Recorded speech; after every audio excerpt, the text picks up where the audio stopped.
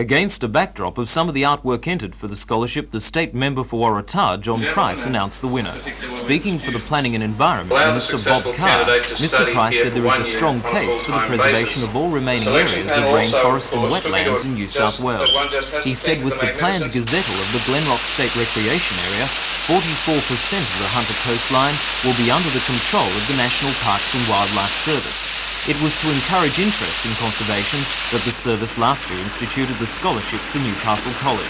Entries were received this year from all over Australia, and the judges settled on 3 finalists all living in Newcastle: Lee Hewitt, Ben Bayliss and Robin Collier. Lee Hewitt's win was a popular decision, with her delicate watercolours drawing much praise. Lee says she will use the $1,500 to buy new art equipment and further her career. Primarily I've just always been interested in plant and wildlife illustration, but doing the BA in Visual Arts at Newcastle CAE, I was doing illustration as part of that course and became very interested in just scientific reproduction of animals and sort of more of an artistic representation of them too. So where do you go from here? Where do I go from here? Probably I'd like to work for National Parks and Wildlife if I could, doing freelance work for them, and any sort of artwork to do with wildlife.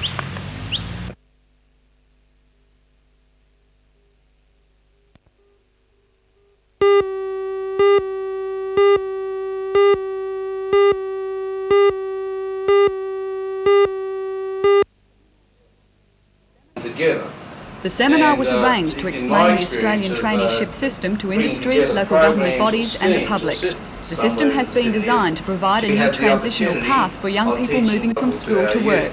It will provide 16 and 17-year-olds with a combination of work-based experience and on-the-job training over a minimum period of 12 months.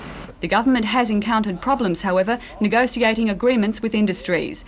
This is due to union opposition to a key feature of the system, a trainee wage, which in many cases will work out less than existing junior rates. The Senior Executive Officer of the Australian traineeship system in New South Wales, Kevin Bird. I think there's room for compromise on both parties concerned. Obviously, the government is looking to the unions to take a lead in accepting or understanding the fact that to assist in alleviating youth unemployment, that something needs to be done about the current structure of young people's wages in Australia. If the unions won't back down on this one point, is there room for compromise on your side? If the unions won't back down on that point, then it will be back to the negotiating table, whereby government will then possibly look at its next steps in the whole area.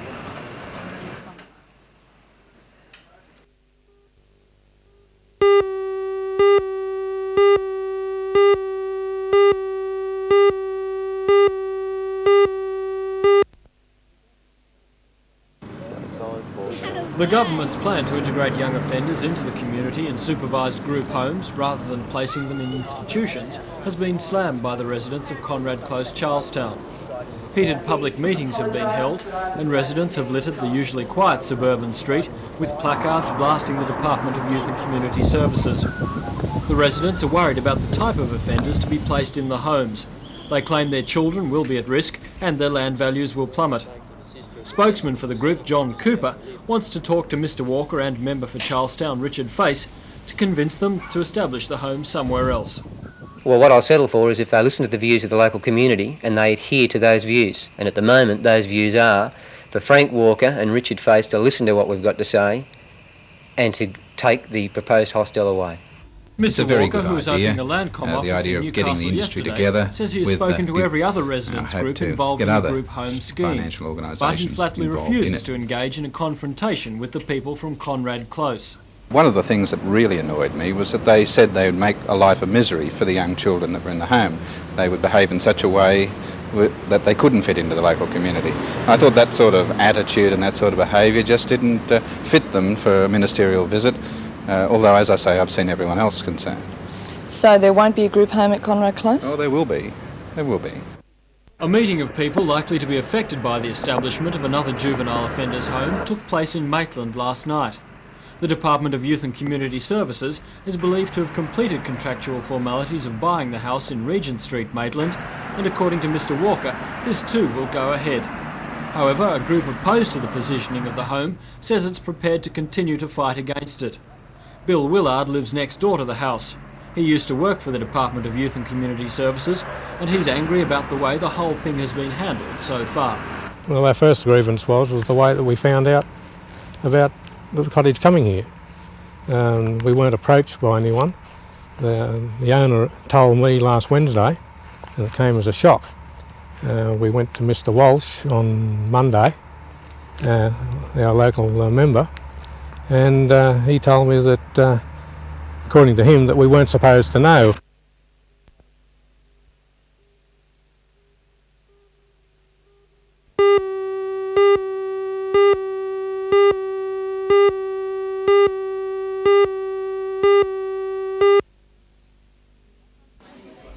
In the Hunter, the need for occupational and physiotherapy services has long been apparent, but the availability of therapists has always been the problem.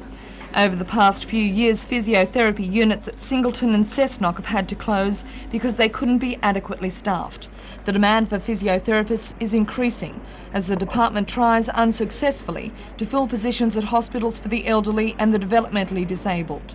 Director of the physiotherapy unit at the Royal Newcastle Hospital, Norma Sabiel, says there are many reasons why there's a shortage.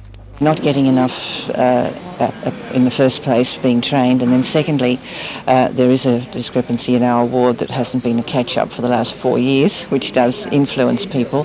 The other big move is that they're moving into the private sector, and that is a very big factor in this area. We've lost 5 into one of the private hospitals.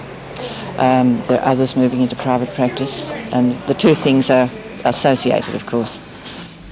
At the occupational therapy unit at the Royal, the situation is so dire that 15 positions are being advertised overseas. But at this stage, there isn't much to offer the applicants. Because of the shortage, the workload is heavy, and the wages are 20% lower than those for other health professionals who have trained for the same amount of time. The task force report into health services is being considered by the Minister, and it's hoped that he will make his decisions to alleviate the situation in the near future.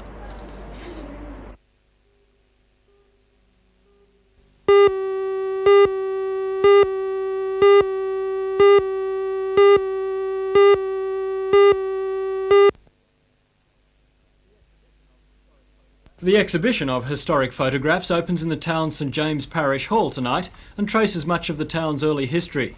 It's broken up into many sections, featuring the history in buildings, commerce, railways, ships and important early families. The photographs come from the state archives, railway archives and private collections. Most of the buildings and sites in the photographs are no longer in existence. Also tonight, the organisers are launching a book and video on the town's history, with all proceeds going towards preservation of the historic St James Church. According to organiser Trevor Richards, all 3 are about the days when Morpeth was a more important port than Newcastle. As far as Newcastle was concerned, you had to actually ask the ship's captain to be let off at Newcastle. It was so insignificant. There was no general wharves at Newcastle. The only wharfage that was there was simply for colliers to dump coal at. If it was goods or passengers, they came to Morpeth. The exhibition, book and video bring home just how important Morpeth was to New South Wales in its heyday. It had seemed to be something of an oversight that none of the bicentennial funds allocated to the Hunter Valley have been directed towards preserving this important historic centre.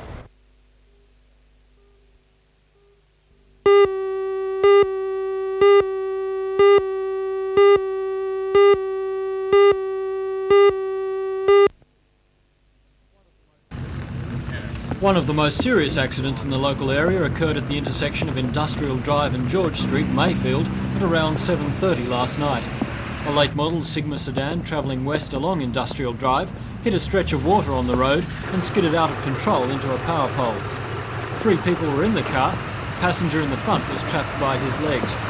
Ambulance and police rescue units combined to free the man, who was conveyed to Royal Newcastle Hospital in a serious but stable condition with head and leg injuries. The driver and another passenger were taken to the Mater Hospital with minor injuries.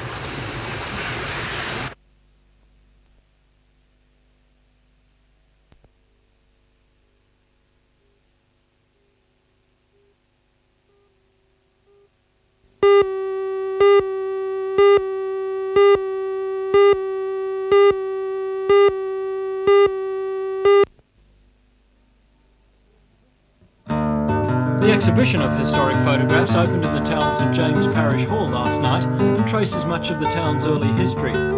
It's broken up into many sections, featuring the history in buildings, commerce, railways, ships and important early families. The photographs come from the state archives, railway archives and private collections. Most of the buildings and sites in the photographs are no longer in existence. At one time, Morpeth boasted 18 hotels or inns. Today there are just 2. In its heyday, Morpeth had its own council and was also serviced by 5 separate railway stations. The town also had a number of churches, of which several are still standing. The second Morpeth post office was built in 1881. Today it's still there, in much the same form as it was in the 19th century. Though you wouldn't know it now, a listing in 1848 placed Morpeth as the 19th largest town in the colony. During those days, the whole area of Morpeth was owned by Lieutenant Close. He kept control into this century. One of his residences, his third, was Closebourne House. It's still standing. Another, his 4th residence, was Morpeth House. Last night, the organisers also launched a book and a video on the town's history, with all proceeds going towards the preservation of the historic St James Church. According to organiser Trevor Richards, all 3 are about the days when Morpeth was a more important port than Newcastle.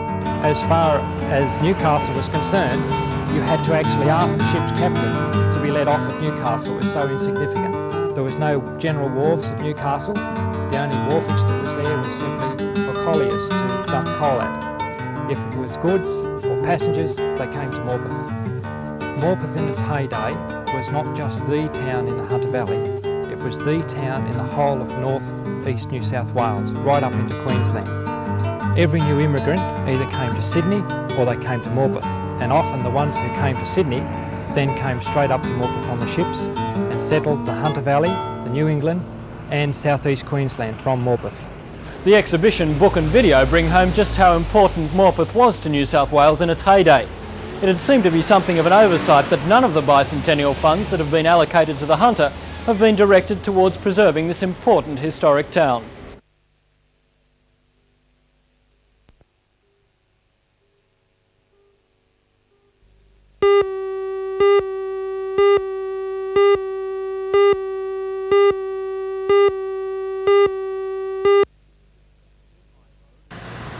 Minmai Road is busy with traffic at most times of the day, and most of the traffic is heavy vehicles. Large coal trucks often use the road, roaring up the hill. Just last month, a new children's crossing was installed outside the primary school. When the flags are up, traffic in both directions must stop for pedestrians. One of the main problems is the fact that most drivers are unaware of what these new children's crossings mean. And in an effort to highlight that problem, the trucks arrived at the school today. It really was a case of the pen being mightier than the sword. 9-year-old Robbie Skelton saw 10 coal trucks drive through the crossing and wrote a letter to Hawkins, a local trucking firm. Well, when the Hawkins trucks come up the hill, well, it's a bit hard for them to stop, and they have to go through all their gears, and, well, most of the cars stop, but, you know, it's just not working. And you're afraid that perhaps somebody might get hurt? Yeah, I really am. So the company decided to respond to the letter and brought the trucks and drivers to the school. There was polite discussion between the burly truckies and the primary-age school children. The drivers highlighted the problems of stopping a big truck and demonstrated a driver's limited view. The drivers have problems looking at vehicles behind them, in front of them. Children are fairly hard to see. We're trying to impress on the kids to go across the crossing in groups, not straggle across, and to make sure that they recognise the vehicle as stopping before they step out into the crossing. Good go, that's good.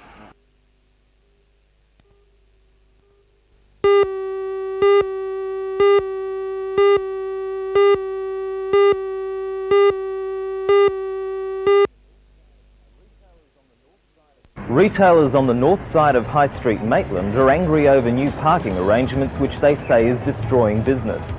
There are now no parking spots in front of those shops and, according to retailers, no customers. I'm Mark Matho and I'll have full details in NBN's Hour of News at 6 tonight.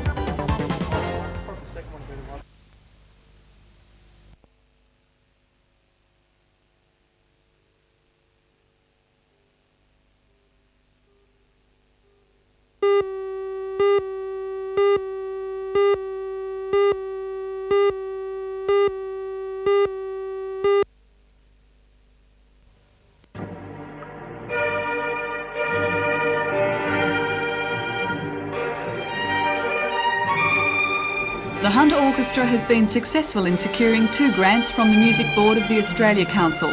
The board has indicated it will assist the 1986 concert season to the tune of $15,000.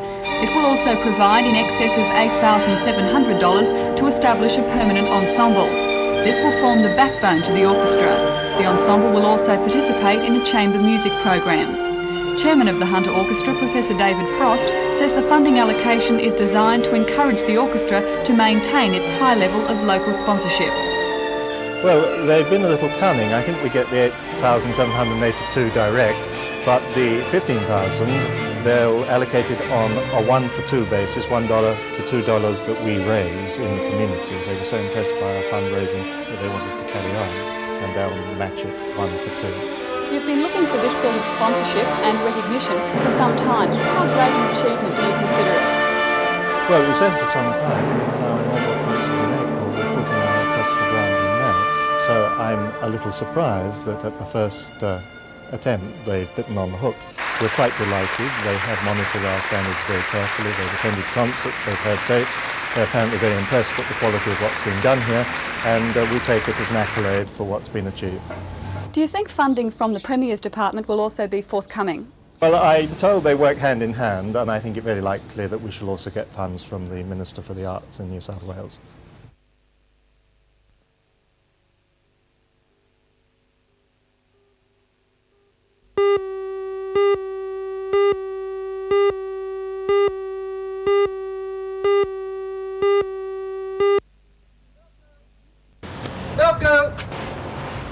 What used to be a familiar sight on streets in Newcastle and the Hunter may soon become an endangered species. The Milk Vendors Association has come up with a uniform for milkmen. The new look milk hose will be difficult to miss, and although the wearing of the uniform is optional, the association is hopeful of a good response among the region's 180 vendors. The Vendor Task Force program has the backing of the processors and also the Dairy Corporation.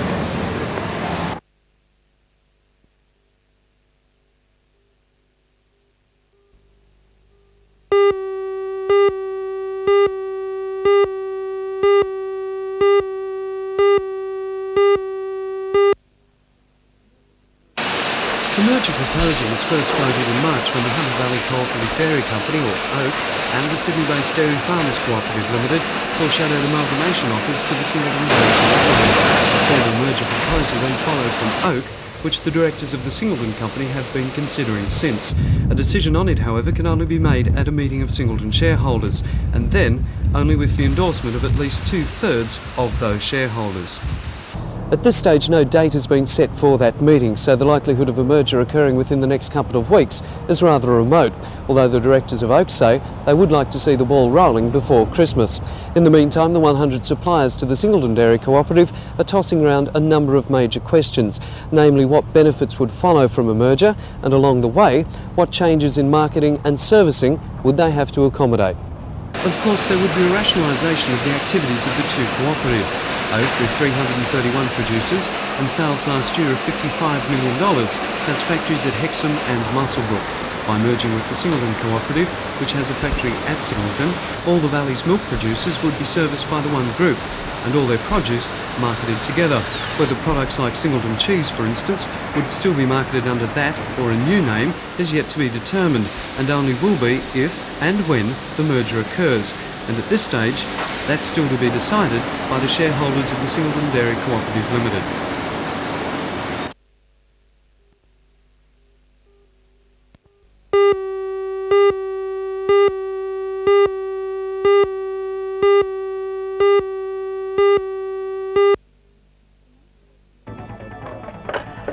For most of us, using the telephone comes naturally, but for young children, it's a technique, according to experts, which must be learnt. When mum and dad are away from the house and a stranger calls, there are certain do's and don'ts which must be followed. I'm Melinda Smith, and we'll bring you those telephone guidelines for children tonight at 6 o'clock.